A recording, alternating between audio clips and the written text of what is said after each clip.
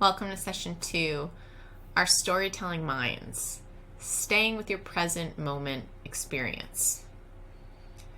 Today I want to introduce the importance of training ourselves to be right where we are. Most of us need permission to do that, to go from the doing mode to the being mode, largely because we've really been conditioned to overvalue doing.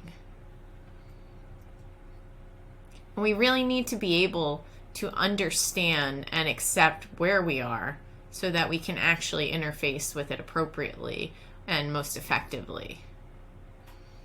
So what we're going to be doing is starting to observe the mind and understand what is it doing, what are its habits, what are our habits of mind. Our minds frequently, as we talked about last time in the previous session, they're either rehearsing what's to come or they're rehashing what's already happened. And with all of that rehearsing and rehashing, we're hardly ever in this present moment, the one that we're actually living in. So our aim is to begin noticing, without judgment, what is your mind actually doing? What do these habits of mind that you have look like? What do they sound like? How do they affect you? Certain habits of mind are associated with different mood states and things like depression or anxiety. Often that rehearsing mode, that worrying about the future, is related to things like anxiety symptoms and tends to bring those out. And the rehashing mode, being in the past, replaying something that what went wrong, what you might have done differently, tends to be associated with more depressive symptoms. And it's really actually been studied that a wandering mind is an unhappy mind. People whose minds tend to wander more and are not where they actually are in the present tend to be less happy.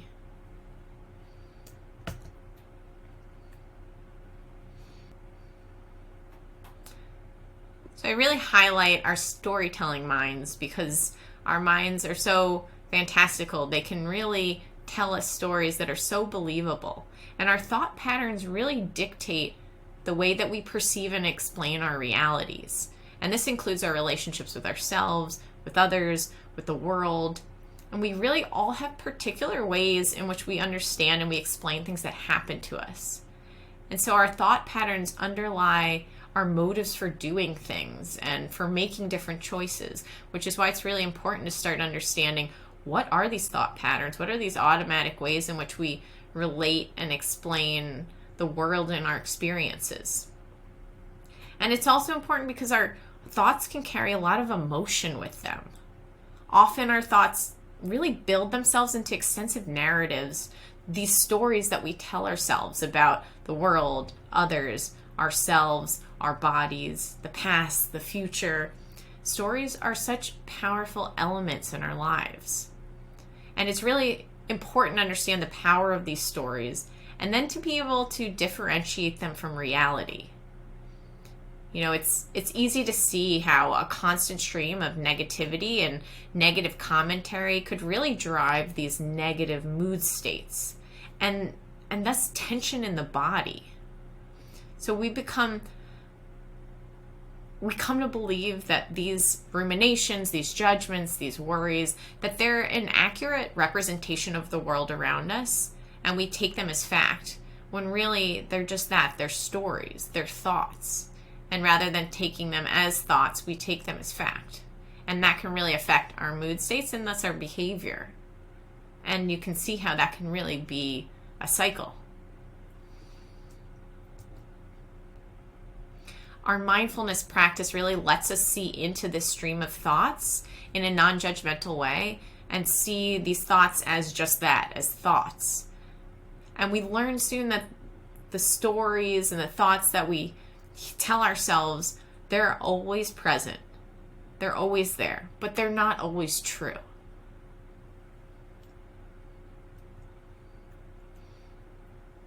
So that's why it's really important for us to be mindful of the stories we tell each other, to understand where they come from, what they sound like, and how they affect us, so that we can then shift them or shift the hold that they have over us.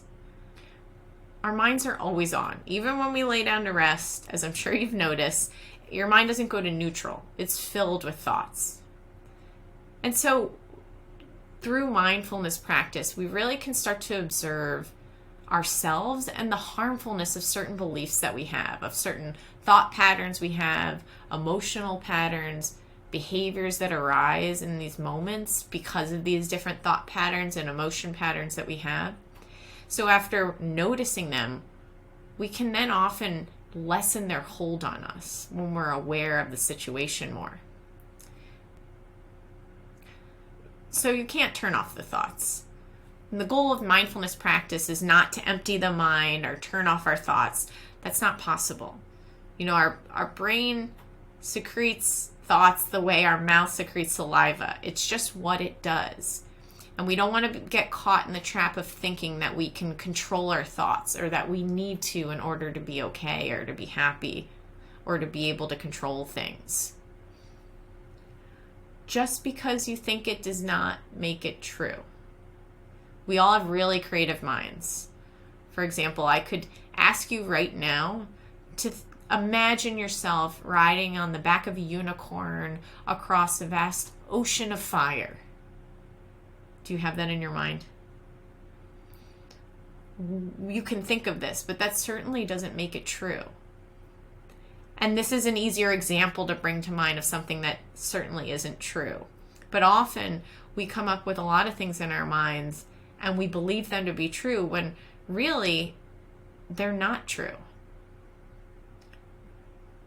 Thoughts are not facts, even the ones that tell you that they are. So as we take in our thoughts and we become aware of our habits of mind, we don't want to distinguish between good or bad thoughts. From a mindfulness approach, we don't need to work with thoughts in particular ways for particular thoughts. We just want to learn to relate to all thoughts differently.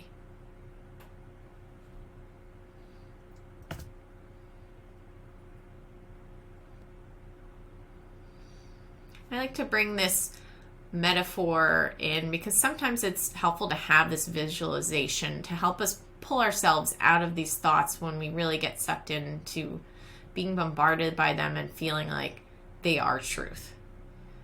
Because, you know, sometimes it can feel hopeless and really bleak to sit in a stream of difficult thoughts. And it can be just like standing at the bottom of a huge waterfall with water, tons and tons of it pouring down right onto the top of your head, much like constantly bombarding negative thoughts. You know, the instinct might be for us to want to turn off the waterfall.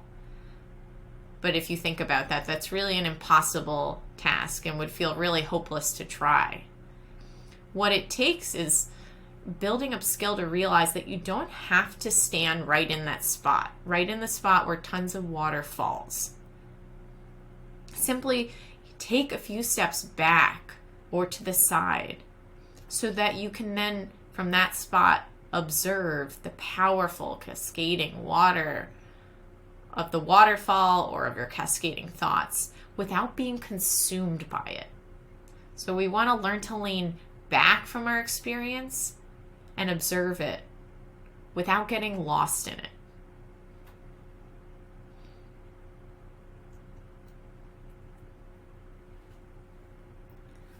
So here are 3 steps to keep in mind when we're talking about working with our thoughts. And like always, as you'll hear me continually say, the first step is to observe, to be aware. Can you come into contact with the contents of your own thoughts? We really need to put time into noticing what are our habits of mind and how this repetitive thinking looks and how it affects us. And once we're able to observe and actually see what's going on in our minds, what are these automatic ways that we don't even realize these things are popping into our minds, we want to start to disentangle ourselves from our thoughts. We want to develop the skill to separate ourselves and hopefully discover in doing that our stories don't define us and they're not always fact. Once we can take a little bit of that space, we want to work on letting go.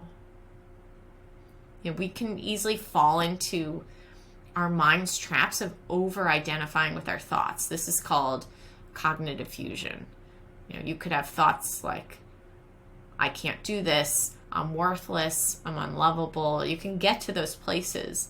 And these thoughts can really trick us into believing that those things are actually true about us. And you can imagine how that affects our emotions, our behaviors, and how we actually engage with the world.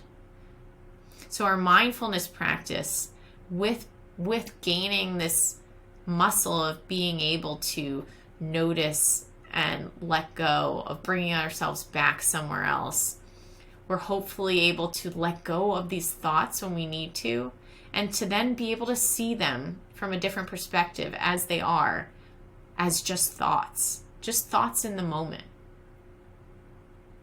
And in doing that, we can really attach less to this thought and believe it less and recognize it just as a thought. Our strongly held beliefs are in actuality just thoughts. And these beliefs, if you think about it, have enormous power over us and our health. And this is something that we'll really discuss in future sessions.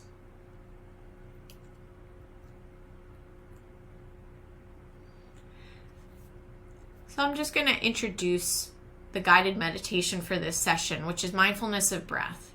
So last session we used the body to anchor us to the present moment, and this time we'll be using the breath, something else that's always with us, that happens whether we're paying attention or not. And so in this guided meditation, I'm not going to have you manipulate the breath in any way. It's simply about attending to our breath moment by moment, observing it. Can we observe the sensations of the feel in our body, the feel of the breath, anything like that? And we start to notice that just by paying attention to our breath, it does tend to naturally slow down and become deeper. Because really, that's the body's response to calming down. Just notice the breath exactly as it is without judgment. We aren't thinking about the process of breathing. We're just sensing it and receiving whatever sensations there are in that moment. And really, they're just two instructions. With mindfulness of breath, we want to be aware of the sensations of breathing in the moment. And then we want to notice when our mind wanders and bring it back to the breath. Just those two steps. Notice the breath and all things related to it in this moment. And then catching ourselves when our attention is wandered and bringing it back to the breath anchored in this moment. And know that this is an example of something that in your life, at any point during any day, your breath is always there.